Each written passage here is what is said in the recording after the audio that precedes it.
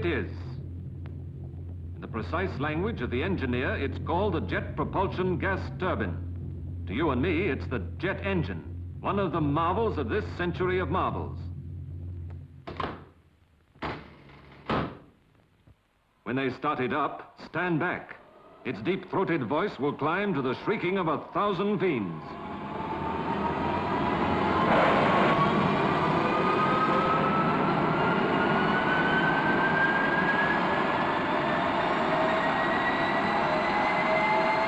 Its flaming breath is white-hot gas, fed by drafts of liquid fuel. Watch that gallon go.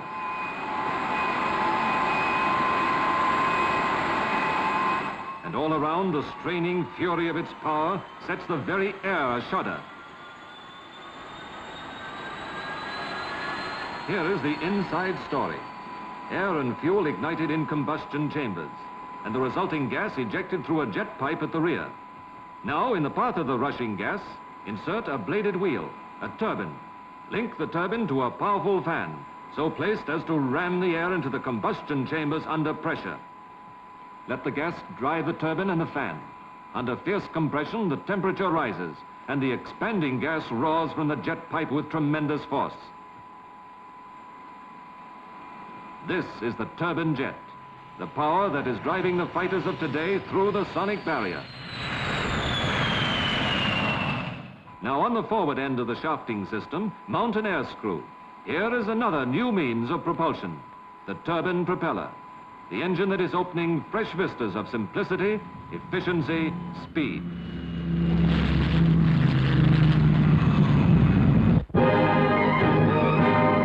To the British aircraft industry, the turbine jet and the turbine propeller engines have brought a golden opportunity.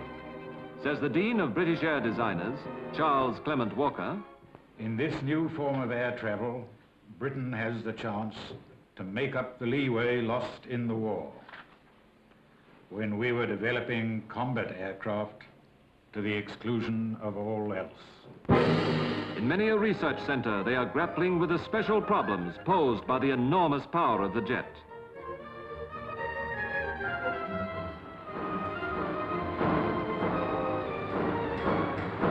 And as Britain's new prototypes take shape, planes which many believe will give her a leading edge in the competition of the sky, a glimpse of the future they are heralding is given by the well-known airline executive, Peter Masefield.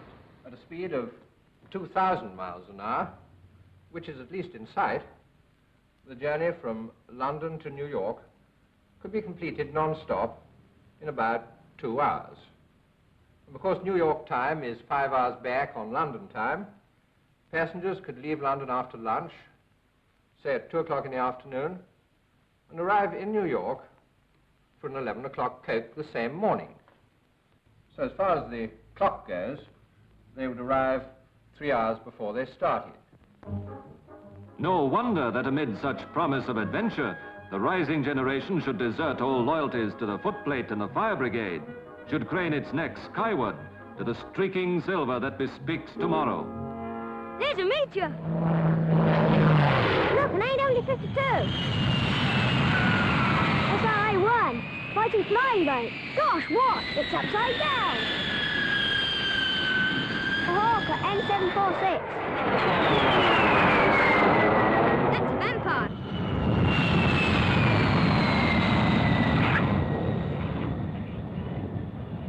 No wonder, too, that the airy whistle of the jet should have brought a mysterious jargon all its own to the language of the engineer.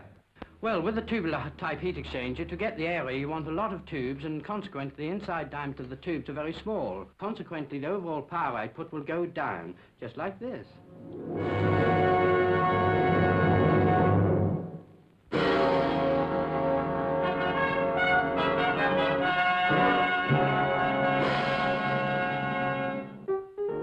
It began in the year 1926. Remember 1926, when the symbol of Great Britain was a famous bowler hat, when America stood silent at Valentino's grave, when Suzanne Longlong was queen of the center court at Wimbledon, when Donahue was booting home the winners. In that year, at the Royal Air Force College at Cranwell, there was a young cadet who had been interested in aircraft since the tender age of 3. His name, Frank Whittle. Now in his 19th year, Cadet Whittle wrote a thesis. His idea was not new. 2,000 years ago, Hero of Alexandria had thought of it. Later, in the pages of history, Newton had given it his passing attention.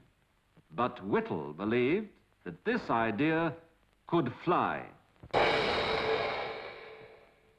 It was fortunate indeed that Whittle's notions should gain the sympathetic ear of his instructor, Flight Lieutenant Patrick Johnson.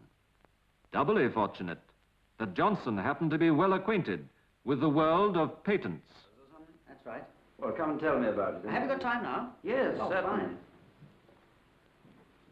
Well, Look. This represents a centrifugal type compressor, like an enlarged supercharger. I use this to pull in air at the front and to compress it into combustion chambers, like this, where the injection and burning of fuel heats and expands the air and gives it enough energy to drive a turbine, which drives the compressor, after which the air still has enough energy to give a high velocity propelling jet. have you ever patented anything? No, I don't know a thing about it. Does a patent both publish and protect? That is the whole point of patents. But one thing's essential. File a patent application before touting the thing round. Otherwise, you haven't a hope. I'll tell you what. Let's rough out a specification now. Oh, what? Fine. What do we do? Well, you make a rather better sketch, and I'll get on with the clever bit, the writing. Okay.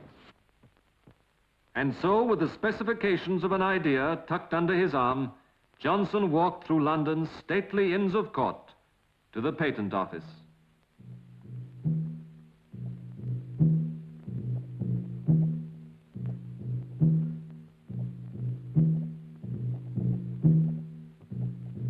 On his way, he glanced into the library, that famous library where the walls are lined with dreams, illustrious, unknown, crazy.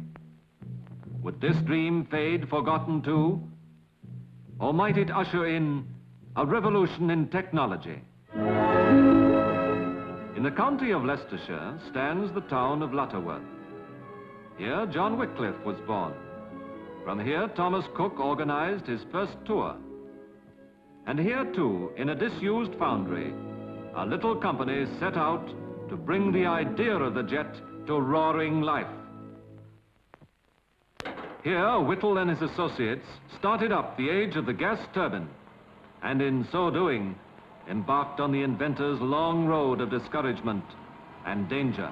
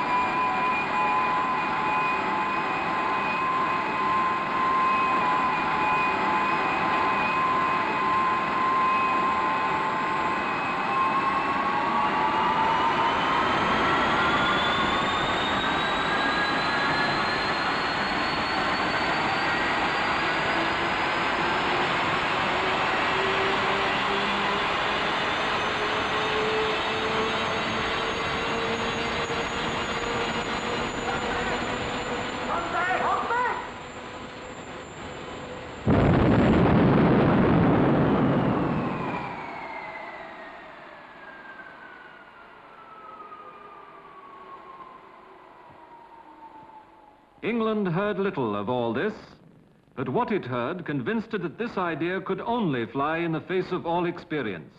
Have you heard the latest crazy idea about aero engines?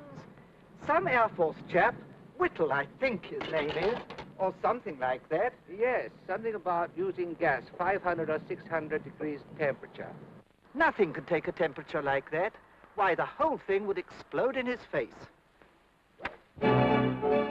But across the fields of Leicestershire, where Squire Osbaldeston once ran his 30 miles a day, and Nimrod talked horses all night as the port went round, a new music began to mingle with the sound of hoof and horn, the whining cry of a gas turbine running sweet and true.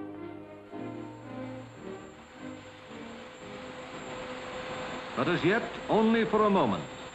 Time and time again, they saw the instant of success dissolve once more into weary hours of failure. I'm sorry to say we've had another blade failure.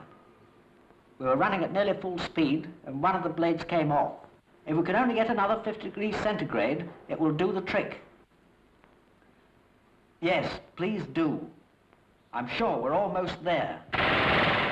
They were almost there. And in the final months of World War II, the idea was not only aloft, but on active service. And as the British meteors tore into the flying bombs, jet met jet in combat.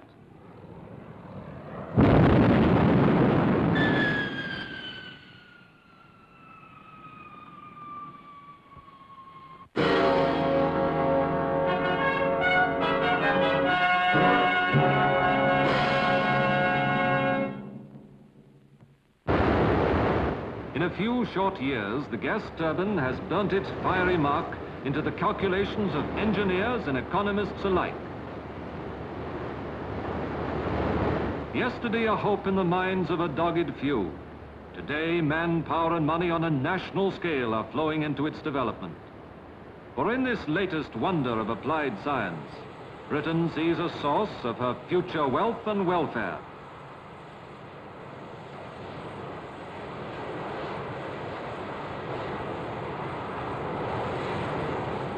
To the birthplace of the jet are coming students from all the world to take their first peep at this child of Britain's brains.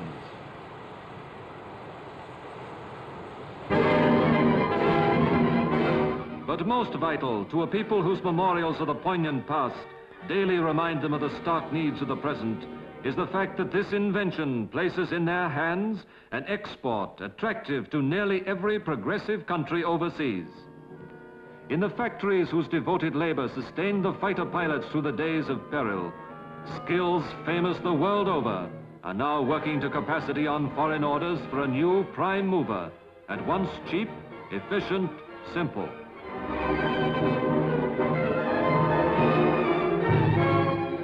And in the heart of London, the company which pioneered the jet now adds to Britain's earnings of foreign currency by the sale of licenses abroad. Prepared to grant your company a license under these patents and an option under the other 300 or so which apply to gas turbines in general, on the terms I gave you yesterday. Meanwhile, screaming from the rooftops to the stratosphere, the jet is opening realms of height and speed hitherto unknown to British test pilots like John Cunningham and John Derry. The greatest height we've been to so far has been 59,446 feet. That is nearly 12 miles high and about double the height of Everest. We have exceeded the speed of sound in the DH-108, in which we've done most of the work. And contrary to opinion, this has no physical effect on the human body. History, they say, is but a series of exploded ideas. Each day, each hour, the jet propulsion gas turbine is making history before our eyes, piling record upon record, breaking record, shattering the accepted ideas and limits of the piston engine age.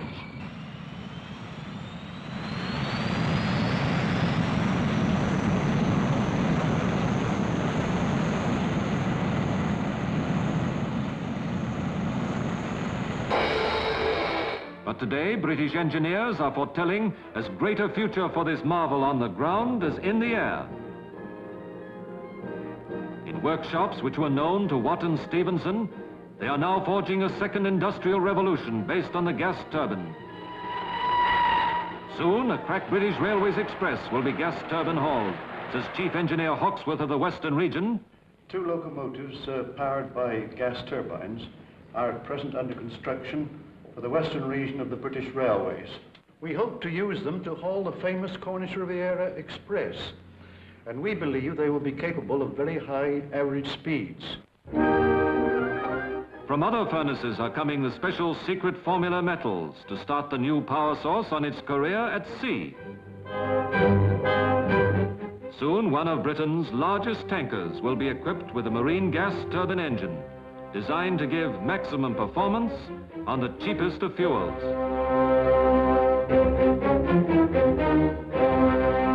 I've just had a communication from the company in which they say that our gas turbine is nearly ready. We're all ready to accommodate it and test it out under sea-going conditions. But Captain McDougall will not be the first skipper to sail under gas, for already under trial is the first gas turbine warship, His Majesty's experimental gunboat number 2009. By land and sea and air, the story is the same. From Britain's laboratories and factories and airfields, the whistle of the jet is spreading all around the globe. A contribution of dimensions yet unfathomed to mankind's mastery of space and speed and power.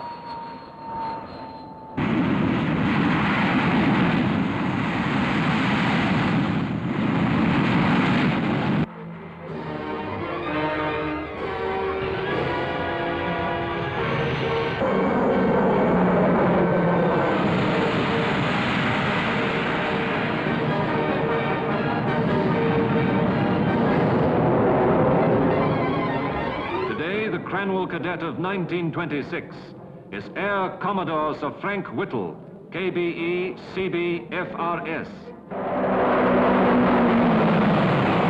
Today, the little company in the disused foundry has given birth to another mighty field of industrial endeavor. And now, behind the lonely pioneers of an idea, there stands the science of two continents.